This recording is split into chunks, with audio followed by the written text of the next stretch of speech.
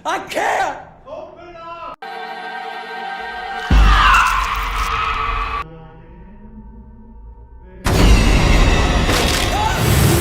Video शुरू करने से पहले मैं आप सभी को ये वार्निंग दे देता हूँ कि इस मूवी में कुछ ऐसे सीन्स भी है जो कि आपको विचलित कर सकते हैं, तो ये वीडियो अपने रिस्क पर ही देखना। मूवी शुरू होती है वर्जीनिया से, जहां पर पुलिस वाले एक घर में आए हुए थे जो कि एक क्राइम सीन था। पुलिस वालों को वहां पर एक आदमी और एक औरत मरे हुए मिले थे। बुर्के नाम का एक पुलिस ऑफिसर बेसमेंट पे जाता है, जहां पर उसे एक औरत की डेथ बॉडी मिलती है और वो औरत पूरी तरीके से नेकेड थी। उस औरत का कोई भी आइडेंटिफिकेशन नहीं था और ना ही उसकी बॉडी पर किसी घाव के निशान थे, और उस घर के अंदर किसी बाहर वाले के घुसने का कोई भी सबूत नहीं मिलता है। उस औरत के पास से कोई भी आइडेंटिफिकेशन जैसे कि पासपोर्ट, ड्राइविंग लाइसेंस या वोटर आईडी कार्ड कुछ नहीं मिलता है, तो इसीलिए वे उसे जेन डो नाम दे देते हैं।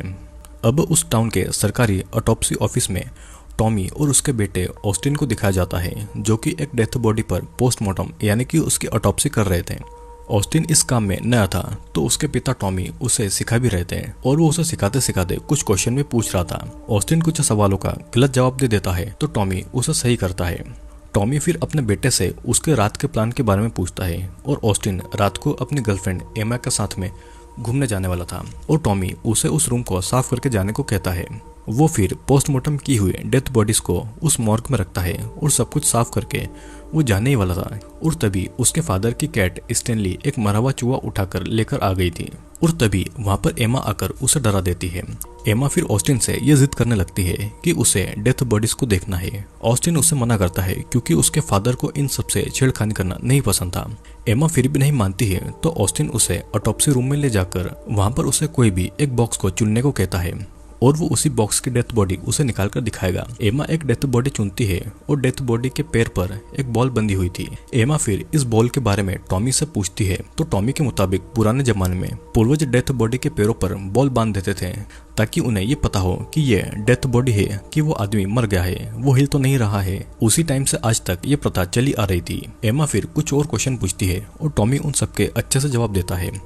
उसके बाद में एमा और ऑस्टिन अपने डेट के लिए जाने वाले थे, और तभी वहां पर एक पुलिस वाला जेन डो का पोस्टमार्टम करवाने के लिए आता है। एमा को ऑस्टिन 11 बजे मिलने को कहता है क्योंकि वो अपने डेट को अकेला नहीं छोड़ना चाहता था। एमा को इस बात से थोड़ा बुरा लगता है और वो वहां से चली जाती है। उन पुलिस वालों को पोस्टमार्टम की रिपोर्ट सुबह तक चाहिए थी, तो वो उन दोनों को काम पर लगा देते हैं। ऑस्टिन एक कैमरा को ऑन करता है और टॉमी ऑटोप्सी की एक एक बात ऑस्टिन को सिखाने लगता है। टॉमी जेन डो की आंखें खोलकर देखता है और उसकी आंखें ग्रे कलर की हो गई थी, और ऐसा तभी होता है जब डेथ बॉडी कई दिन पहले मरी हो।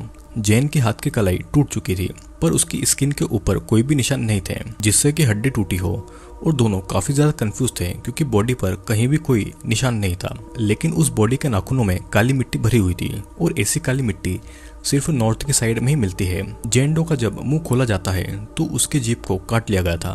टॉमी और ऑस्टिन को ये लगता है कि शायद ये ह्यूमन ट्रैफिकिंग का काम होगा। जेन डो के कई सारे दांत भी मिसिंग थे। उन्हें एक धागा उसके मुंह के अंदर से मिलता है और उसके प्राइवेट पार्ट में भी कई सारे कट लगे हुए थे, जिसके बाद में दोनों उसके हार्ट और लंग्स का इंटरनल एग्जामिनेशन करने वाले थे कि तभी वहां पर अचानक से रेडियो में गाना बज जाता है, ओपन अप योर हार्ट, जो कि बहुत अजीब था। लेकिन दोनों इस बात पर ज्यादा ध्यान नहीं देते हैं। फिर वो जेन डो की स्किन को काटकर अंदर के पार्ट्स को देखने लगते हैं, पर अंदर का पार्ट देखकर ऐसा लग रहा था कि वो ज्यादा देर पहले नहीं मरी है। ऑस्टिन फ्रिज के पास जाता है जहाँ पहले के डेथ बॉडी के ऑर्गन बिखरे पड़े हुए थे। ऑस्टिन सब कुछ ठीक करने लगता है और टॉमी को दिखाता है। टॉमी को फिर दिखता है कि उसकी बॉडी के लंग्स पूरी तरीके से काले पड़े हुए थे, जैसे कि उसे 3rd डिग्री बर्न किया हो। सीधी भाषा में कहूँ तो उसे किसी ने जलाया हो। जेन का हार्ट भी अंदर से कटा हुआ था, और टॉमी के मुताबिक मरने से पहले जेन डो ने बहुत दर्द सहा होगा। फिर अचानक कुछ आवाजें आती है और ऑस्टिन रूम के बाहर देखने जाता है। उसे ऐसा लगता है कि कॉरिडोर में कोई खड़ा हुआ है, और वो देखने के लिए आगे बढ़ता है। इधर दूसरी तरफ बॉडी को एग्जामिन करते समय टॉमी का हाथ कट जाता है और उसका खून जेन की बॉडी पर लग गया था। इस तरफ ऑस्टिन टूल के ऊपर चढ़कर वहां देख रहा था, और फिर कुछ हिलता हुआ देखते ही वो उस टूल से गिर जाता है, जिसकी आवाज सुनकर टॉमी भी वहां पर आ जाता है, और तभी वो देखते हैं कि उनकी कैट स्टैनली बुरी तरीके से मर गई है। टॉमी को अपनी कैट की ऐसी हालत देखकर बहुत बुरा लगता है, लेकिन फिर भी दोनों जेन की बॉडी का बाकी का पोस्टमार्टम करने में लग गए थे। जेन के पेट के अंदर से उनको एक फूल भी मिलता है, और टॉमी उस फूल के बारे में किताबों में ढूंढने लगता है। उस फूल का नाम जिनसन वीट था, जिससे कि पूरी बॉडी पैरालाइज्ड हो जाती है और ये फूल भी उस देश के नॉर्थ की तरफ ही पाया जाता है। दोनों इस बात से हैरान थे कि जेन की बॉडी इतनी दूर उनके टाउन में कैसे आ गई। ऑस्टिन फिर अपने फादर से बाकी की ऑटोप्सी सुबह करने को कहता है, लेकिन टॉमी को पूरी ऑटोप्सी अभी करना थी।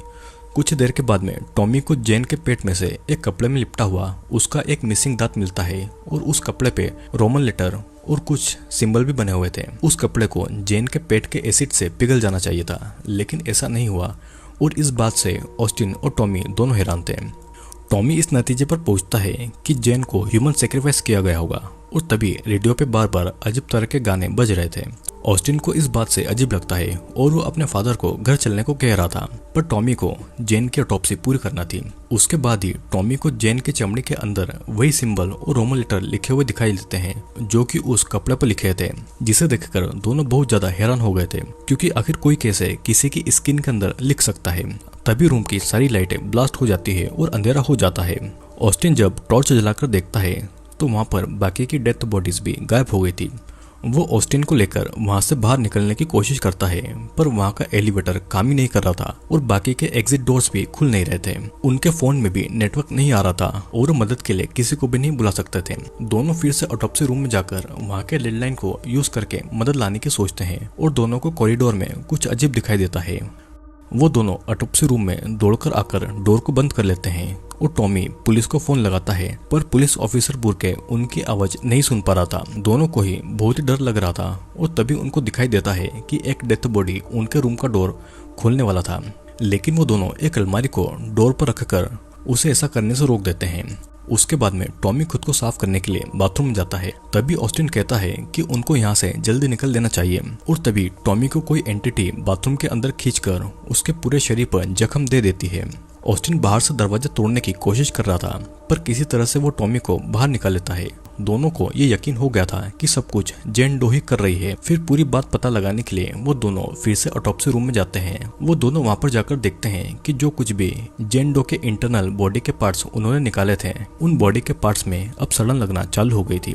दोनों फिर जेन की बॉडी को जलाने के लिए क्रीमेटोरियम रूम में ले जाने की सोचते हैं, लेकिन क्रीमेटोरियम का डोर लॉक हो जाता है। ऑस्टिन गुस्से में कुल्हाड़ी लेकर वहां पर मारता है, पर वो देखते हैं कि एक डेथ बॉडी बाहर आकर उनको देख रही थी। ऑस्टिन जेन की बॉडी पर केरोसिन डालता है और टॉमी आग लगा देता है, पर आग पूरे रूम में फैल गई थी और ऑस्टिन जल्दी से आग बुझा देता है। दोनों देखते हैं कि आग से जेन की बॉडी जरा सी भी नहीं जली थी। फिर अचानक दोनों को एलिवेटर चलने की आवाज आती है और वो दोनों उस तरफ चले जाते हैं। वो दोनों एलिवेटर के अंदर घुसते हैं, पर डोर बंद नहीं हो रहा था और तभी उनको कुछ नजर आता है तो ऑस्टिन उसे अपनी कुल्हाड़ी से मार देता है। तभी उसे किसी के दर्द में कराने की आवाज सुनाई देती है।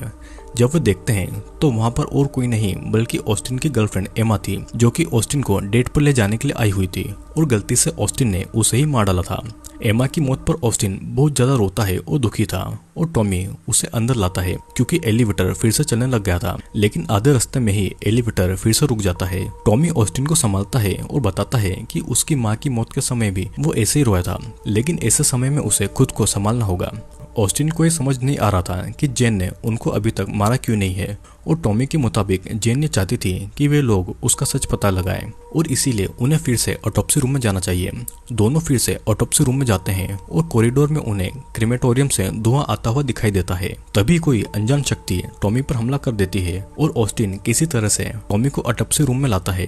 फिर दोनों जेन के ब्रेन सेल्स को एग्जामिन करते हैं और जेन का ब्रेन अभी भी एक्टिव था, जिसे देखकर दोनों इस बात से हैरान रह गए थे कि किसी के मरने के बाद भी उसका दिमाग कैसे चल सकता है।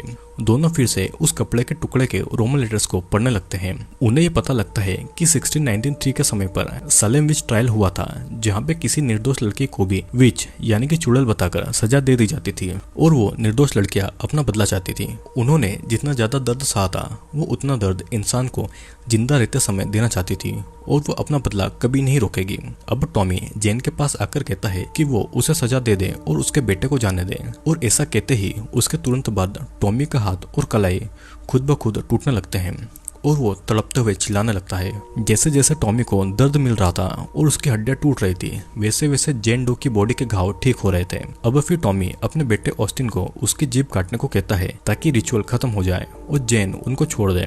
ऑस्टिन फिर अपने फादर को एक इंजेक्शन लगा देता है ताकि उन्हें दर्द न हो।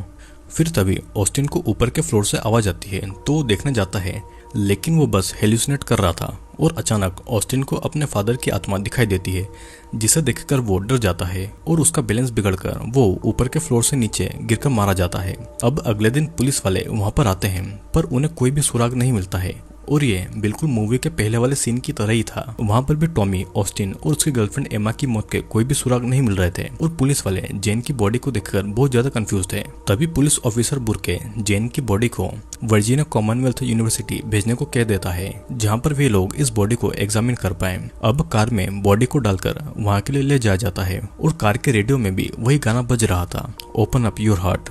तभी अचानक से जेन डो का अंगूठा हिलता है और मूवी यहीं पर एंड हो जाती है।